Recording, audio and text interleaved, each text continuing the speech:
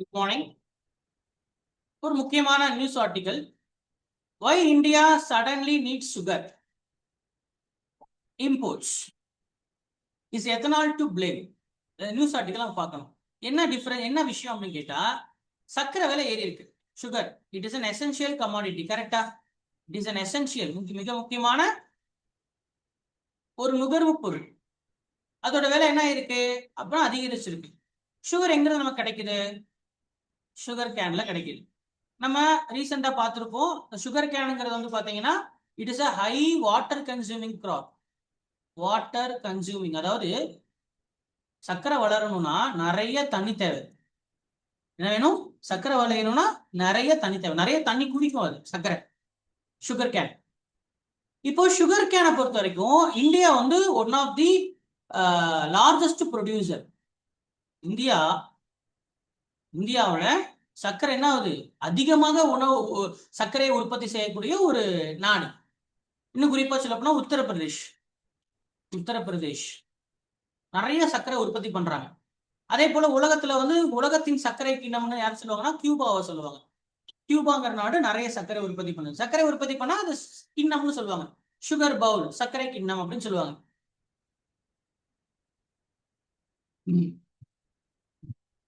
அப்போ அதிகமாக சர்க்கரை உற்பத்தி செய்யக்கூடிய நாட்டுல எதுக்கு இப்போ வந்து இம்போர்ட்ஸ் தேவை? இம்போர்ட்ஸ்னா என்ன? நம்ம இந்தியாவுக்குள்ள கப்பல்ல சர்க்கரை வருது. இந்தியாவுக்கு என்ன தேவைப்படுது?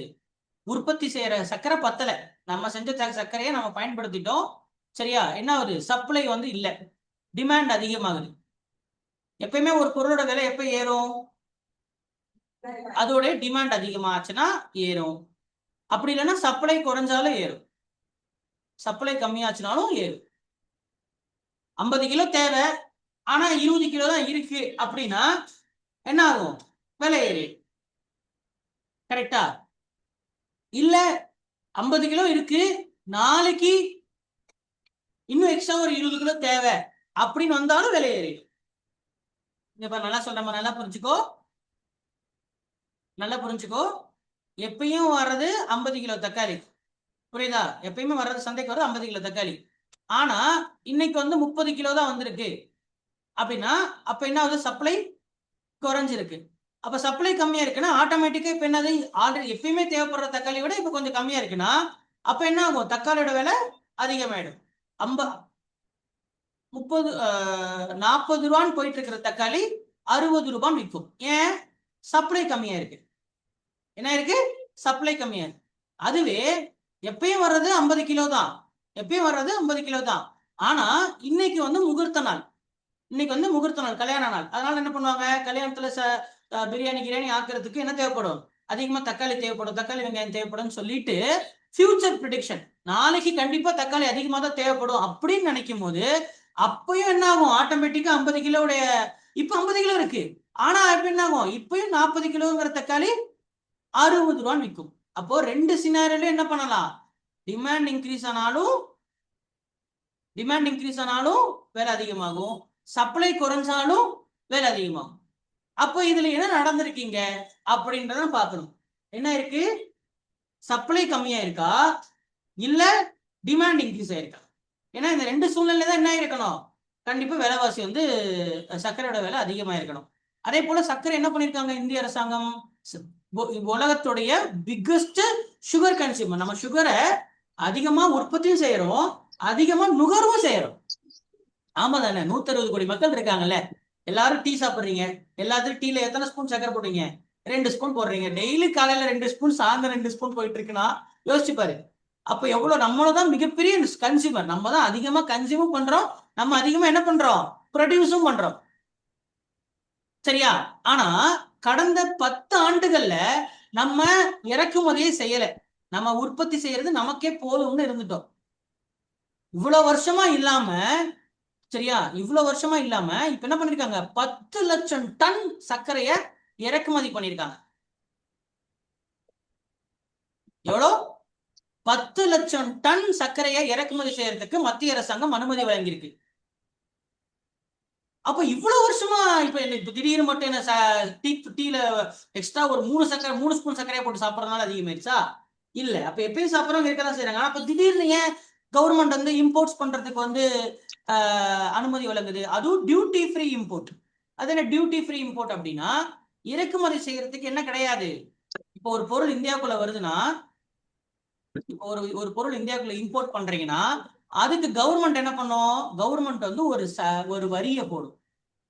ஒரு வரியை போடும். சரியா? ஏதாவது ஒரு பொருள் இந்தியாவுக்குள்ள வருதுன்னா, இப்போ யோசிச்சு பாருங்க. இப்போ குமார் அப்படின்றவர் ஒருத்தர். யாரு? குமார். குமார் என்ன பண்றாரு? அமெரிக்கால இருந்து ஒரு ஐபோன் வாங்குறாரு. புரியுதா? குமார் என்ன பண்றாரு? அமெரிக்கால இருந்து ஐபோன் வாங்குறாரு. அமெரிக்கா ஏன் ஐபோன் அங்க ஏன்டா இங்க இல்லாத ஐபோனை போய் அமெரிக்கால வாங்குறான் அப்படின்னா, அங்க அமெரிக்கால ஐபோன் வந்து பாத்தீங்கன்னா 1,00,000 ரூபாய் தான். புரியுதா? அங்க அமெரிக்கா ஐபோன் எவ்வளவு? 1,00,000 ரூபாய் தான். அப்ப நம்ம ஊர்ல ஐபோன் 1,4 லட்சம். அப்ப அங்க விலை கம்மியா இருக்குன்னு என்ன பண்றாரு? அங்க வாங்குறாரு. அப்படி இந்த மாதிரி வாங்கிட்டா எல்லாருமே என்ன பண்ணுவாங்க? நம்ம ஊர் பொருளை வாங்குறத விட்டு வெளிநாட்டு பொருளை வாங்க ஆரம்பிச்சிருவாங்களா? அதை தடை பண்ணணும்ல. அதை தடுக்கணும். ஏன்னா உள்நாட்டு வியாபாரிகள் பாதிக்கப்படக்கூடாது. எழுதுங்க, உள்நாட்டு வியாபாரிகள்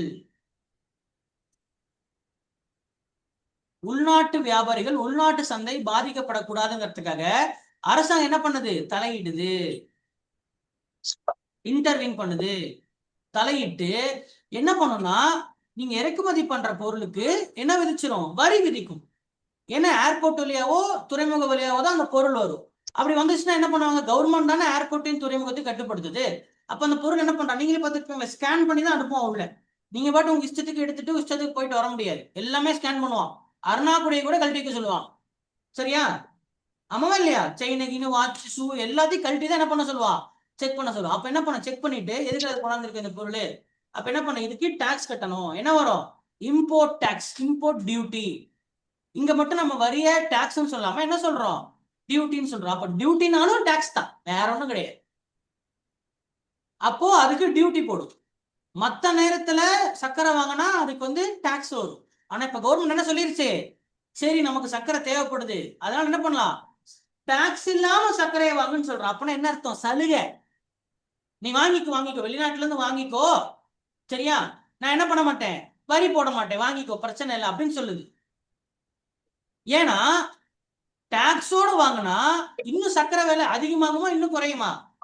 வெளிநாட்டுல வாங்கினா ஒரு கிலோ 20 ரூபாய்க்கு வாங்கி, வெளிநாட்டுல இருந்து இறக்குமதி செய்யும் போது ஒரு கிலோ 20 ரூபாய்க்கு வாங்கி அதை சுத்தம் பண்ணி 50 ரூபாய்க்கு விற்பாங்க. கரெக்டா? ஏன்னா நீங்க யூஸ் பண்ற சக்கரை வந்து ரிஃபைன்டு சுகர். சரியா? வாங்கும் போது ரிஃபைன் சுகர் யாரும் வாங்க மாட்டாங்க, ரா சுகர் தான் வாங்குவாங்க. அதான் ரானா சுத்தம் செய்யாத சர்க்கரை, வேற ஒண்ணும் இல்லை. சுத்தம் செய்யாத சர்க்கரையை வாங்கி சுத்தம் பண்ணி, ரிஃபைன்டுனாலே சுத்தம் பண்றது, சுத்தம் பண்ணி என்ன பண்ணுவான்? கிலோ 50 ரூபாய்க்கு விற்பான். நீங்க நிறைய கம்பெனி கேள்விப்பட்டிருப்பீங்களா? பாரிஸ் கம்பெனி, பாரிஸ் சுகர், சர்க்கரை கம்பெனிகள்லாம் இருக்குல்ல, அவங்க சுத்தம் பண்ணி விற்பாங்க. இப்போ ரா சர்க்கரை வாங்கி அதுல ஒரு 10 ரூபாய் டாக்ஸ் எழுதுன்னு வச்சுப்போம். அப்ப என்ன ஆகும்? ஆட்டோமேட்டிக்கா 30 ரூபாய் ஆகும். அப்ப சர்க்கரையோட விலை 60 ரூபாய் ஆயிடும். அப்போ மக்கள் பாதிக்கப்படக்கூடாதுங்கிறதுக்கு தான் என்ன பண்ணிருக்கான் கவர்மெண்ட், சென்ட்ரல் கவர்மெண்ட் வரிய விலக்கு கொடுத்திருக்கு. வரி விலக்கு இல்ல, நான் டாக்ஸ் எல்லாம் போட மாட்டேன், வாங்கிக்க அப்படின்றான். அப்ப கிட்டத்தட்ட 10 லட்சம் டன் சர்க்கரையை வாங்கிக்கன்னு அனுமதி கொடுத்திருக்கான் அக்டோபர் 31 வரைக்கும். அதுக்குதான் சொல்றேன் பாரு. அக்டோபர் 31க்கு அப்புறம் வாங்கினா என்ன வரும்? வரி வரும். அப்ப அது குறிப்பிட்ட கால அளவுக்கு மட்டும் வரி விலக்கு கொடுத்திருக்கான். சரி, இது யாரு கொடுக்கறது? யார் இந்த பொறுப்பு எடுத்துக்கிறதுனா, இதுக்கு தனியா என்ன பண்ணிருக்கு? ஒரு கவர்மெண்ட்ல ஒரு ஆபீஸ் இருக்கு. அதுதான் directorate general of foreign trade, DGFT. வெளிநாட்டு வர்த்தகம், அந்நிய வர்த்தகத்தை கட்டுப்படுத்துறதுக்குன்னு ஒரு ஆபீசர் இருக்கிறார். அவர் தான் யாரு? அந்த நிறுவனம், அந்த ஆபீஸ்க்கு பேரு டைரக்டரேட் ஜெனரல்.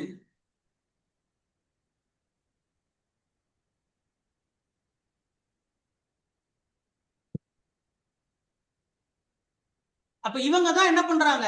எந்த பொருளுக்கு வரி வரும், எந்த பொருளுக்கு வரி வாங்கக்கூடாது, எந்த பொருள் அதிகமா வாங்கணும், எந்த பொருள் கம்மியா வாங்கணும்னு சொல்லி கட்டுப்படுத்துறதுல இவங்க தான். யாருப்பா? Directorate general of foreign trade. சரியா? இவங்க தான் கட்டுப்படுத்துவாங்க. அப்போ இப்ப அடுத்த கேள்வி என்ன? நம்ம இந்தியா தான் உலகத்திலேயே 2வது அதிகமாக சர்க்கரைய உற்பத்தி செய்யக்கூடிய நாடு. உலகத்துடைய 2வது மிகப்பெரிய சர்க்கரை நாடு எது? இந்தியா. அதே போல உலகத்தின் அதிகமாக சர்க்கரையை பயன்படுத்தும் நாடு. அதிகமா இரண்டாவது அதிகமா உற்பத்தி பண்ற உலகத்துல, அதே போல அதிகமா கன்சியூமும் பண்றோம்.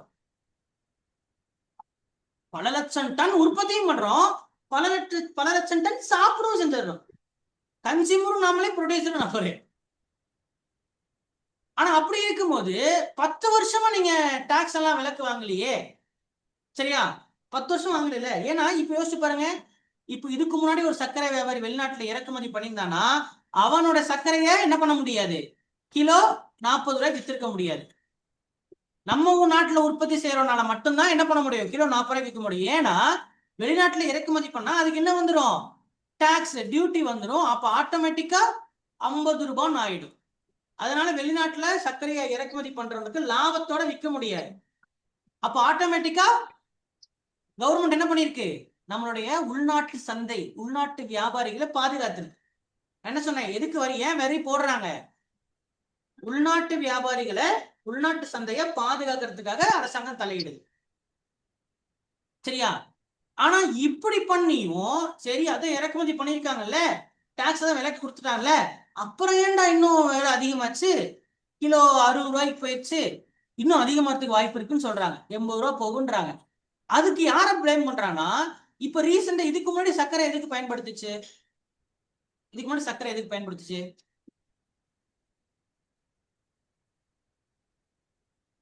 Sugar cane.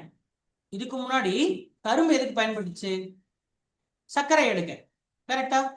இதுக்கு முன்னாடி கரும்பு எதுக்கு பயன்படுத்துச்சு, சர்க்கரை எடுக்க. ஆனா இப்ப ரீசெண்டா என்ன பண்ணிருக்கான், ரீசெண்டா கிடையாது, சரியா, சர்க்கரையை வச்சு நம்ம எரிபொருளையும் தயாரிக்கிறோம். என்ன பண்றோம், சர்க்கரையை வச்சு எரிபொருளும் தயாரிக்கிறோம்.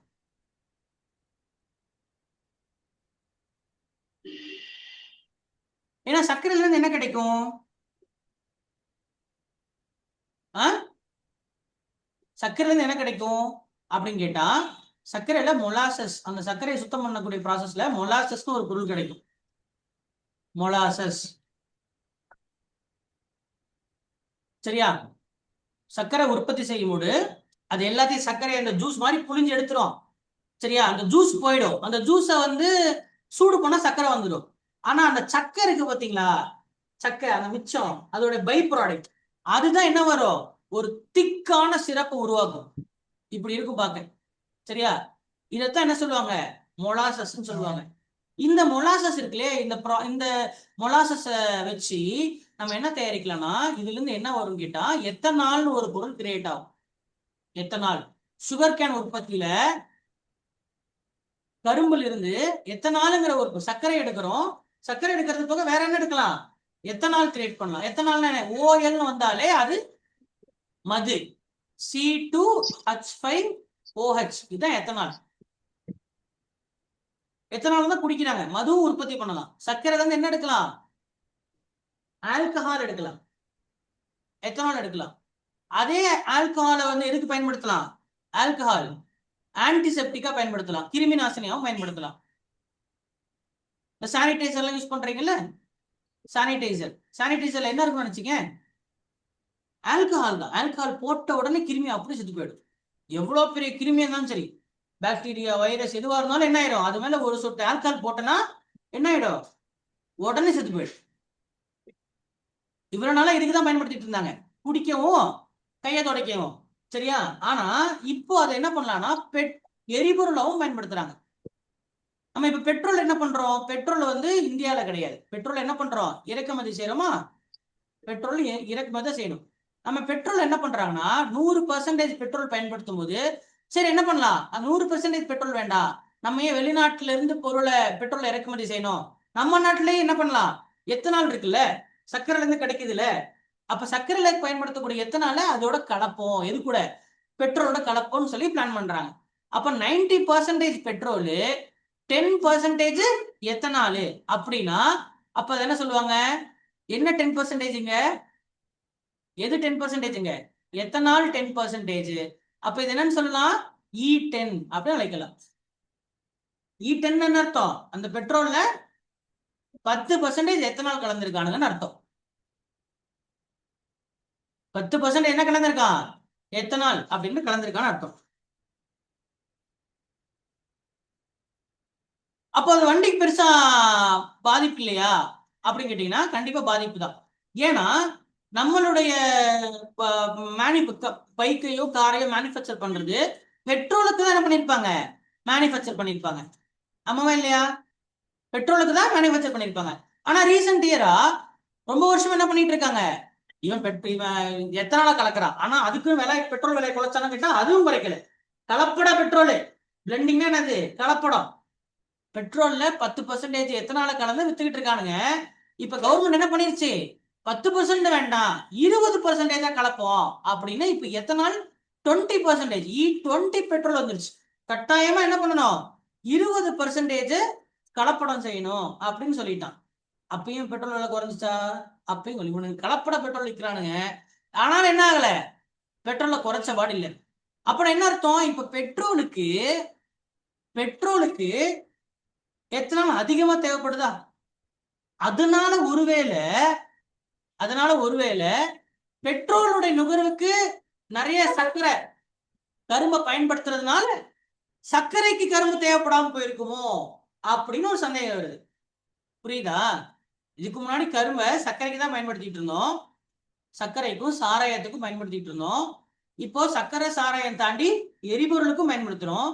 எரிபொருளுக்கு கலப்பட பெட்ரோலை தயாரிக்கிறதுக்கு பயன்படுத்துறதுனால சர்க்கரைக்கு தேவைப்படக்கூடிய கரும்பு குறைஞ்சிருக்குமோ, அதனாலதான் என்ன பண்ணுது கவர்மெண்ட், சர்க்கரை இறக்குமதி சொல்றதுக்கு அனுமதி வழங்கியிருக்கோம்னு ஒரு சந்தேகம் வருது. புரியுதா?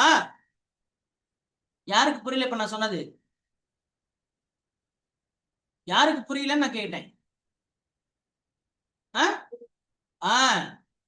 அப்ப இவனுங்க பெட்ரோலை இறக்குமதி பண்றதுக்கு சங்கடப்பட்டுக்கிட்டு இப்ப சர்க்கரை இறக்குமதி பண்ண போறானுங்க அப்படின்னு ஒரு கேள்வி வருது.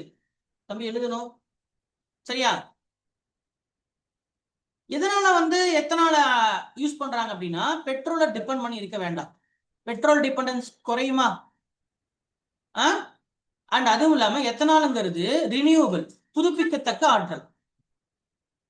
எடுக்க வந்துகிட்டே இருக்கும். ஏன்னா எவ்வளவு கரும்பு வேணா உற்பத்தி பண்ணலாம், ஆனா எவ்வளவு பெட்ரோலை உற்பத்தி பண்ண முடியாது, பெட்ரோலை உருவாக்க முடியாது. எத்தனால உருவாக்கலாம்ல, நான் என்ன சொல்றேன்னு புரியுதா? பெட்ரோலு மண்ணுல கிடைக்கிறது, அதை உருவாக்க முடியாது, இருக்கிறத பயன்படுத்த தான் முடியும்.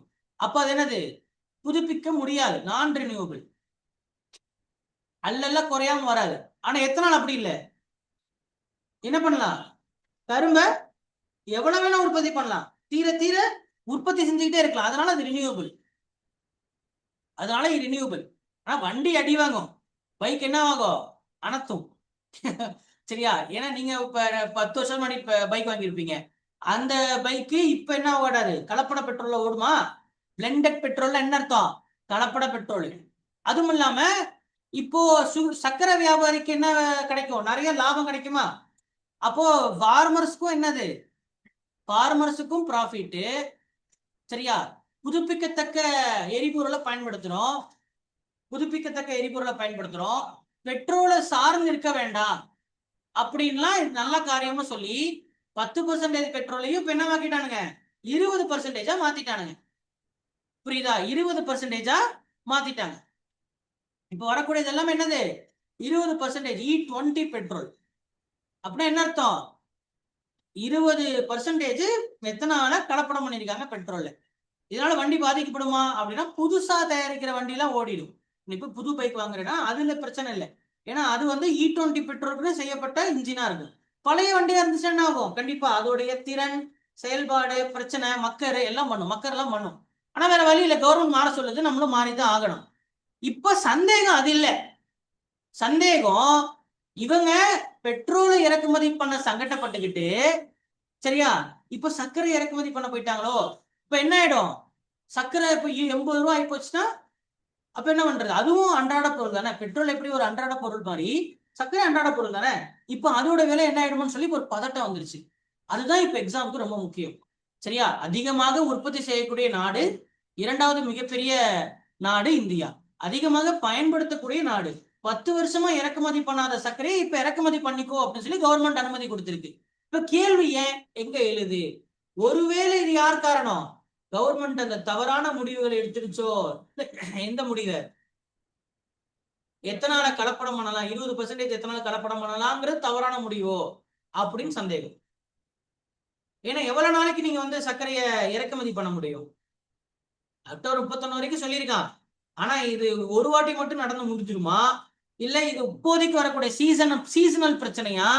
டிமாண்ட் சப்ளை இப்ப கேள்வி என்ன, நான் ஆல்ரெடி சொன்னேன், விலைவாசி ஏறதுக்கு 2 காரணம். ஒண்ணு சப்ளை கம்மியாறனாலயா, டிமாண்ட் அதிகமானால. இப்ப சொல்லுங்க, இப்போ சர்க்கரையோட விலை அதிகமாறதுக்கு காரணம் நம்ம வரத்து, சர்க்கரையுடைய வரத்து சப்ளை கம்மியாயிருச்சா இல்ல டிமாண்ட் இன்க்ரீஸ் பண்ணிருக்குமா அப்படின்ற இப்போ டவுட் வருதா? வர வேண்டிய சர்க்கரை குறைஞ்சிருச்சா? ஏன்னா சர்க்கரைக்கு தேவையானதெல்லாம் என்ன பண்ணிக்கிறான், கரும்பை பெட்ரோல் எடுத்துட்டு போயிடுறான். அப்படியே தான் நடந்துருச்சா? அதனால சர்க்கரை விலை ஏறுதா, இல்ல நம்ம எல்லாரும் சர்க்கரையை அதிகமா பயன்படுத்துறோமா அப்படின்றத கேள்வி. புரியுதா இல்லையா? டிமாண்ட் இன்க்ரீஸ் ஆயிருக்கா, சப்ளை குறைஞ்சிருக்கா? எதனால இப்ப கிலோ 80 ரூபா தொட போகுது அப்படின்னு கவர்மெண்ட் பார்த்த உடனே நீங்க யார சொல்லுவீங்க? ஏன்னா விலைவாசி ஏறினால யார சொல்லுவீங்க? கவர்மெண்ட் தான் நம்ம சொல்லுவோம். குழாயில தண்ணி வரனாலே கவர்மெண்ட் தான் நம்ம சொல்லுவோம் இல்லையா? அப்படி இருக்கும்போது நம்ம இப்ப யார கை காட்டுவோம்? இது நீ தான் பிரச்சனை, எதுக்கு நீ பெட்ரோல்ல கலப்படம் பெட்ரோல் கொண்டாந்த, என் வண்டியும் கெட்டு போகுது, இப்போ என்ன பண்ற, தேவையில்லாம எனக்கு சர்க்கரை விலையும் அதிகமாகுது. இத்தனைக்கும் டாக்ஸ் ஃப்ரீ, டியூட்டி ஃப்ரீ சர்க்கரையை வாங்குறதுக்கே 80 ரூபா. நாளைக்கு டாக்ஸும் போட்டாலும் என்ன ஆயிடும், 100 ரூபா தொட்டுரும். சரி நல்லது தானே, சர்க்கரை எல்லாம் கம்மியா சாப்பிட்டா சர்க்கரை நோய் வந்து சரியா போகும்ல. இன்னும் இந்தியாவில் நிறைய பேர் சர்க்கரை நோயால இருக்காங்க. அதனால சர்க்கரை இனிமேல் 100 ரூபா கிலோ சர்க்கரைனா சர்க்கரை கம்மியா போடல. 2 ஸ்பூன் போடுற சர்க்கரை டீல இப்போ ஒரு ஸ்பூன் போட்டு சாப்பிட்டா சர்க்கரை நோய் கரையும்ல. இது கூட கவர்மெண்ட் என்ன பண்ணுது, நம்ம நல்லதுக்கு தான் பண்ணுது அப்படின்னு எடுத்துக்க முடியுமா? சரி இங்க பாருங்க, இவங்க என்ன சொல்றாங்கன்னா சுகர் கேனுடைய சப்ளைல பாதிப்பு இருக்கு அப்படின்னு ஒரு காரணம் சொல்றாங்க. கரும்பு என்ன இருக்கு, கரும்புடைய உற்பத்தியில குறைவு ஏற்பட்டிருக்கு. ஏன்னா red rot and top borer disease, இந்த 2 கரும்பு நோய்கள் பாதிக்கப்பட்டிருக்கு அப்படின்னு காரணத்தை சொல்றாங்க. என்னது, red rot and top borer. Government என்ன சொல்லும், ஆமாங்க தெரியாதனமா நான் வந்து கலப்பட பெட்ரோல் சொல்லிட்டேன், அதனால சப்ளை கம்மியாயிருச்சு, ஏன் நான் தான் காரணம், தப்ப ஒத்துக்குமா? ஒத்துக்காது. என்ன சொல்லுதுன்னா கரும்புடைய உற்பத்தி பாதிக்கப்பட்டிருக்கு. எந்த 2 நோயினால? Red rot and top borer அப்படின்ற 2 கரும்பு நோய். பாருங்க கரும்பு இந்த மாதிரி ஆயிடும். கரும்புல என்ன வந்துடும் தெரியுதா உங்களுக்கு? இப்படி பார்த்திருக்கியா கரும்புல? Red rot and top borer இது வர்றதுனால என்ன ஆயிடும், கரும்பு பாதிக்கப்பட்டுரும். இந்த நோய் பாதிக்கப்பட்டிருக்கு நிறைய பேரு அப்படின்னு வந்து என்ன பண்றான், வியாக்கியானம் தரானுங்க. சரியா? யாருக்கு தெரியும்? வியாக்கியானம் என்ன வியாக்கியானம்? ரெட் ராட் கரும்பு உற்பத்தி பாதிக்கப்பட்டிருங்க, கிருமி தாக்கிருச்சு, நோய் தாக்கிருச்சு, அதனால கரும்பு சாகுபடி வந்து என்ன ஆயிடுச்சு, குறைஞ்சிருச்சு, அதனாலதான் இன்னைக்கு விலைவாசி ஏறிச்சுன்றான். ஆமாங்க நான் இப்படி பண்ணிட்டேன் இதனாலதான் ஏறிச்சுன்னு என்ன பண்ணுவான் கவர்மெண்ட்? ஒத்துக்குமா? ஒத்துக்காது. ஓகேவா? அதே போல இன்னொரு காரணம் சொல்றான், சர்வதேச அளவுலயும் சர்க்கரை விலை ஏறி இருக்குங்க அப்படின்னு ஒரு காரணம் சொல்றான். என்ன காரணம் சொல்றான்? சர்க்கரைக்கு நோய் வந்துருச்சுன்றான். எதுக்கு? சுகர் கேனுக்கு நோய் வந்துருச்சு அப்படின்னு ஒரு காரணம் சொல்றான். கரும்புக்கு நோய் வந்துருச்சுன்றான். இன்னொன்னு சொல்றான், சர்வதேச அளவுல சர்க்கரை விலை ஏறி போச்சுங்க, அதனால நம்ம ஊர்ல ஏறுதுங்க அப்படின்றான். சரி அடுத்து மெயின் பாயிண்ட்டுக்கு வரான். நாங்க பெட்ரோலுக்கு கலப்படம் பண்ணதுக்கு கரும்பு எடுத்துக்கிட்டனாலதான் காரணமா அப்படின்னு கேட்டா அது காரணம் கிடையாது. நாங்க கரும்புல இருந்து மட்டும் நாங்க என்ன பண்ணல, பெட்ரோல் எடுக்கல. வேற எதுல இருந்து எடுக்கிறீங்க? கரும்பையும் பயன்படுத்துறோம், சரியா, தானியங்களையும் பயன்படுத்துறோம், குறிப்பா சோளத்தை பயன்படுத்துறோம்னு சொல்றான். கரும்புல இருந்து மட்டும் நாங்க எத்தனால் எடுக்கல, வேற எதுல இருந்து எத்தனால் எடுக்கிறோம், சோளம் தானியங்கள்ல இருந்து எடுக்கிறோம் அப்படின்னு விளக்கம் சொல்றான். இது நம்ம கடவுளுக்கு தான் வெளிச்சம், எதுல இருந்து எடுக்கிறான்னு.